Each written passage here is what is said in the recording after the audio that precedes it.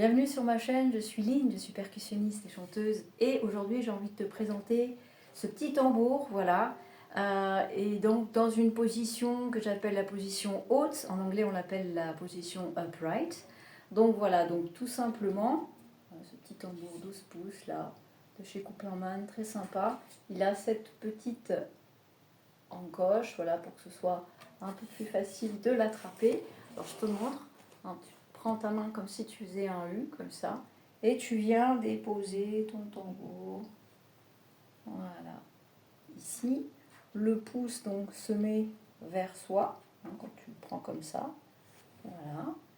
Ici, il va y avoir donc la frappe avec l'annulaire. Hein, tu peux utiliser tes deux doigts là, au fur et à mesure ça va s'assouplir, hein. Prendre ces deux doigts là pour qu'ils tiennent et utiliser le pouce comme un petit pivot, comme ça, hein, de manière à le stabiliser. Alors ce que je te conseille, c'est de prendre ce temps comme un temps méditatif pour venir avec ton tambour, le sentir, voilà, sentir un petit peu ce que ça fait dans les articulations, sentir ce que ça fait de l'avoir comme ça, de sentir un petit peu comment ça se stabilise. Alors c'est vrai qu'en général, c'est quand même, on va dire, une histoire de musculature, hein. Quand on n'a pas l'habitude de prendre son tambour de cette manière-là, au début ça part un peu dans tous les sens, tout simplement parce que les muscles ne sont pas encore formés.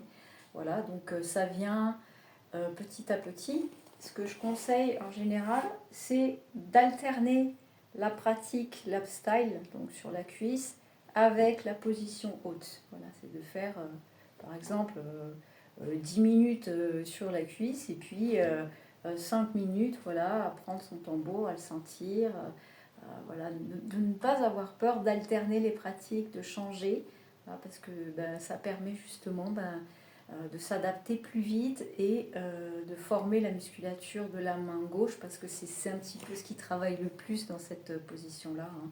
On n'est peut-être pas tout à fait habitué à porter un instrument comme ça à bout de bras en le tenant de manière très stable. Voilà, voilà, c'est de venir, voilà, tout simplement sentir ce que ça fait. Alors le pouce, c'est vrai que le pouce stabilise bien, hein, là ça stabilise bien. Entre les deux pouces, on sent qu'il y a un équilibre qui peut se créer déjà, hein, voilà. Alors quand je le porte, hein, il est quand même assez parallèle à moi et il ne vient pas comme ça.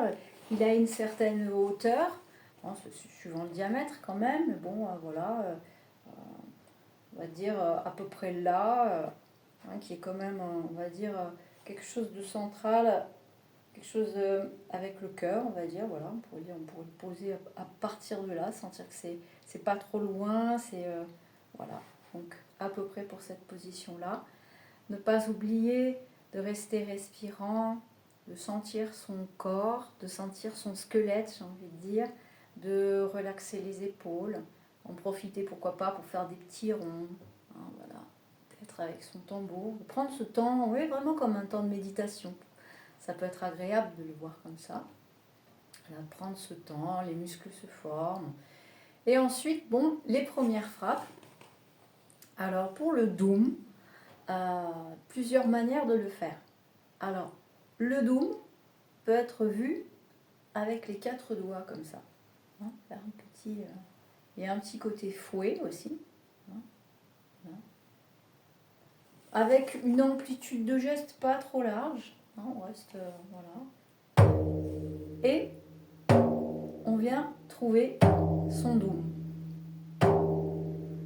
Alors, ce qui est recommandé, c'est d'arriver à faire un doom assez régulier, hein, que ce soit dans le tempo, donc avec un métronome, voilà, mais aussi dans le son, voilà.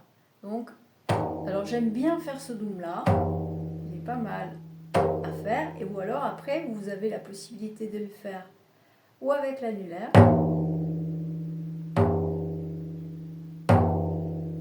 et c'est vrai qu'à mon habitude j'ai tendance quand même à le faire sur ce diamètre là, qui est un diamètre de 12, donc qui est petit, avec l'index, tout simplement, et de vraiment prendre le temps de faire des frappes simples, régulières, vite mettre votre métronome pour travailler avec lui, vraiment. Voilà. Le métronome, on pourrait dire que c'est la possibilité de jouer avec d'autres personnes.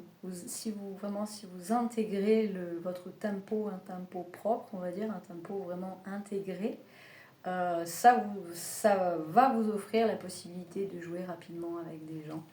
Voilà, on va dire que ça va être un code entre musiciens, voilà, de savoir, vous sentez votre tempo, vous allez sentir le tempo chez les autres et ça va être plus facile pour vous de jouer avec d'autres personnes. Voilà. Donc voilà pour les dooms. Ensuite, vous allez avoir le ta et le ka. Donc voilà, cherchez votre ta. Pareil. Et il y a toujours ce petit côté, un petit côté fouet. Et c'est vrai que quand je tape, là par exemple, on va faire comme ça avec toute la main.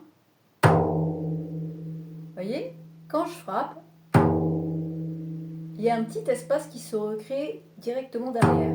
C'est-à-dire, là, je ne vais pas, de manière à préparer le coup d'après. Vous voyez, comme si je programmais mon cerveau, on va dire, à renvoyer le coup d'après.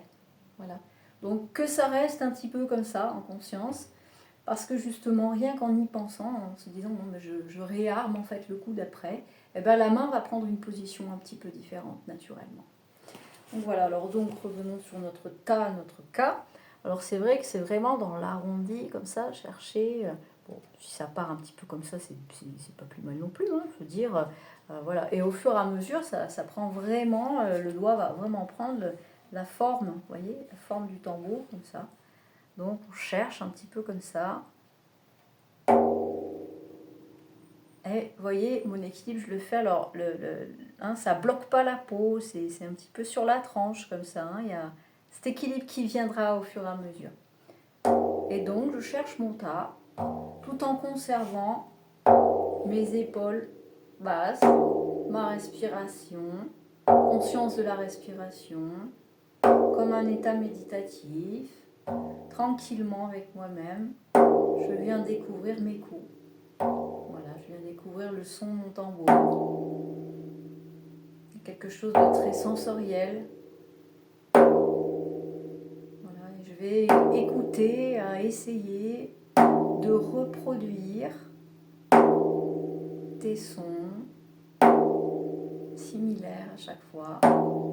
Et dans cette recherche, il y a on va dire, quelque chose de l'ordre de pouvoir formuler, voilà, sa propre frappe. Voilà. Et on va dire que la frappe est vraiment une science à part entière. Voilà. C'est-à-dire, là pour l'instant je tape sur un tambour, mais je pourrais prendre n'importe quelle autre surface et arriver à lui sortir un son. Donc là on est sur le ta, sur le ka, je vous ai montré le doom, différentes manières de faire le doom. Et après vous allez avoir le pa, tout simplement, hein, du bout des doigts, ou là vous cherchez votre pa, tout simplement. Et alors la première, on va dire, premier rythme qu'on pourrait faire, ce serait alterner toutes ces frappes. Ça va déjà nous faire un rythme. Donc on pourra faire doom, ta, ka, ta, pa. Doom, ka, ta, pa. Ou alors doum, ta, ka, pa. Voilà, tout simplement. Et arriver, rien qu'avec ce rythme qui est très simple, mais qui demande quand même déjà une certaine maîtrise, qui est déjà, on va dire, un groove qui s'installe, c'est-à-dire quelque chose entre les notes, comme une mélodie, comme une danse. je le pense danse. C'est-à-dire dans ce jeu,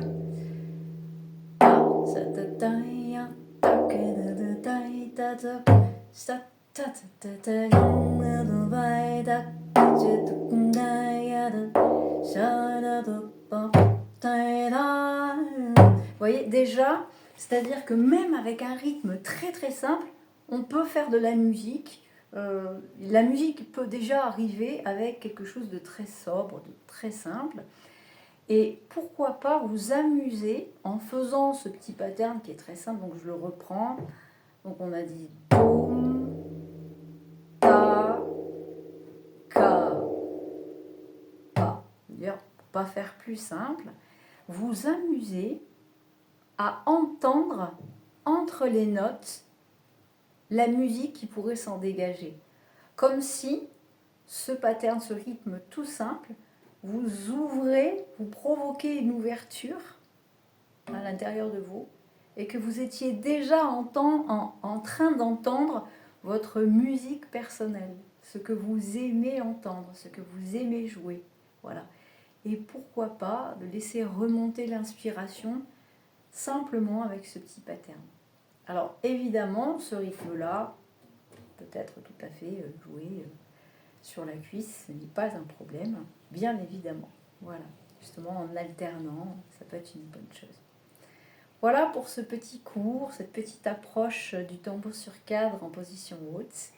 En espérant que ça vous a plu, n'hésitez pas donc à me liker, à me laisser un petit commentaire, ça fait toujours plaisir, ou à vous abonner.